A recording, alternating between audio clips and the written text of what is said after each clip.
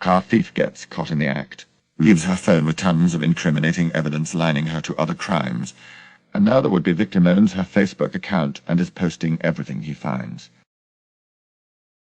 In order to avoid breaking the subreddit rules on doxing, I won't name names, but this is something that is going viral in my hometown.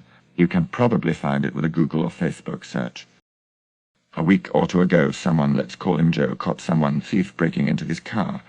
Thief got so startled that when they took off they left their belongings there, including their phone, which had no security on it. Well, because everything goes through your phone now, Joe was able to take over the thief's Facebook account and put them on blast. Joe has been posting all the screenshots of messages he finds incriminating thief in a series of crimes, including a potential murder that was disguised as an OD. Joe's posts have helped link thief to storage unit break-ins, car thefts, catalytic converter theft, home break-ins, including using obituaries to steal from recently deceased people, shoplifting, drug, and worse, videos of her breaking into storage units, messages about selling stolen property and drugs. There's even screenshots of search history, including how to hotwire a car, easiest car to steal, etc. This is an ongoing saga, and Reddit rules prevent me from giving too many details or links to the Facebook account, which is a shame, because this is absolutely a pro-revenge-worthy story, possibly even nuclear revenge. This has the potential to solve a good chunk of crimes in the area. Edit some extra details. Edit 2. Joe tried to give the phone with evidence to the police, but they declined, so he took it upon himself to do their work for them. Pandemic plus nothing to do has resulted in this hilarity. Edit 3. Looks like the r/STL link got taken down. Sorry about that. I've been pinning links to those that ask though. Edit 4. Article is up. Edit 5. Another article. Edit 6. Looks like Facebook may have finally taken her page down. YouTube link should still work though. Edit 7. The story get wilder, y'all.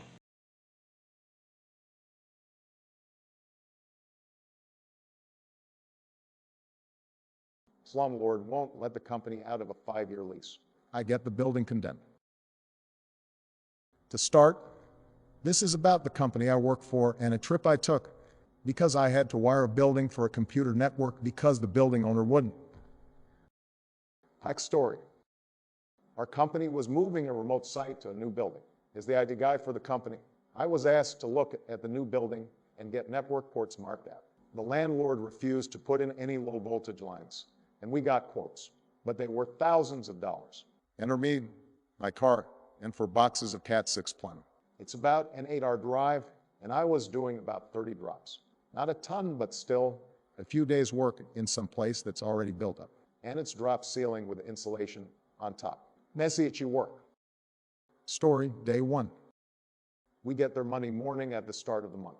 It's actually a cool summer morning, and we're from further south, so no one notices the AC not working for about an hour.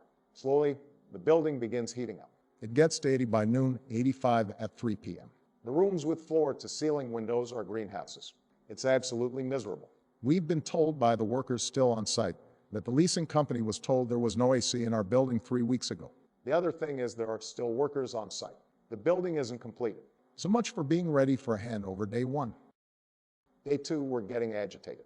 It's 80 degrees in the AM when we first walk in. It's sweltering. The other guy that came up with me is the facilities manager. He's screaming at people over the phone to fix the freaking AC. We're all exhausted from the heat by 3 p.m. I found a 4-foot hole in the ducting when I opened the ceiling tile. The AC was blowing, but there was no cold air. We are told the compressor is broken. Day 3, more of the same. Miserable in the morning. I'm finally getting the last lines punched in on the patch panel. The AC guys arrive about 10 a.m. They finally fixed the unit at 2 p.m. We asked them what they did. They said, a lot of things. We again said, what did you do? The reply was, we can't tell the tenants.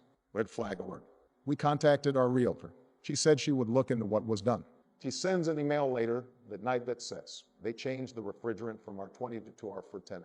I tell the facilities guy, no way, dude. That's like putting gas in a diesel motor. They'd have to change out the entire system. They didn't do that in for ours. They basically duct taped and WD-40'd that thing back together. And it will run poorly for a month or so, then give out, and we'd be stuck with a replacement. Day 4, still no running water to some areas. Still workers on site.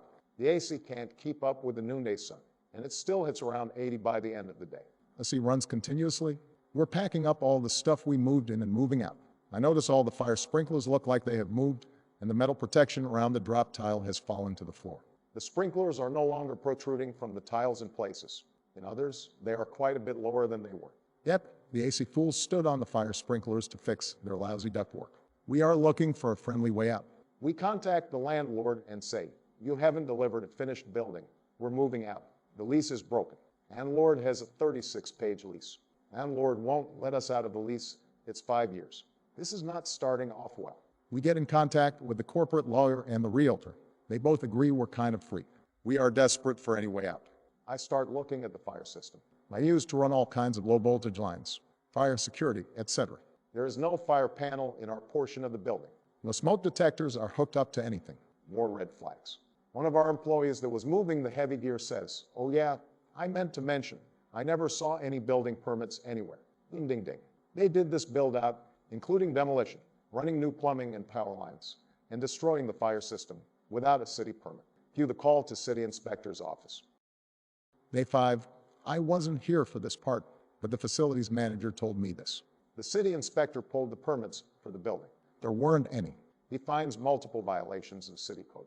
Red tagged our area, removed the certificate of occupancy.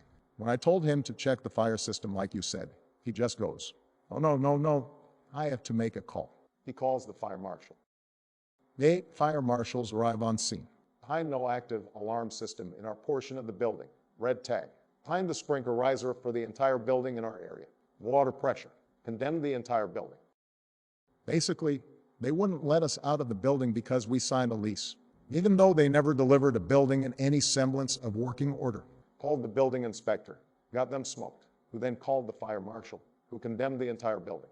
They are still trying to fight us over it. But we're pushing for them not only refunding our deposit and the rent, which they have already done, but for all the time spent moving gear in and out and all the wiring. Our lawyer says they don't have a leg to stand on, and he's happy for them to pay his fees as well.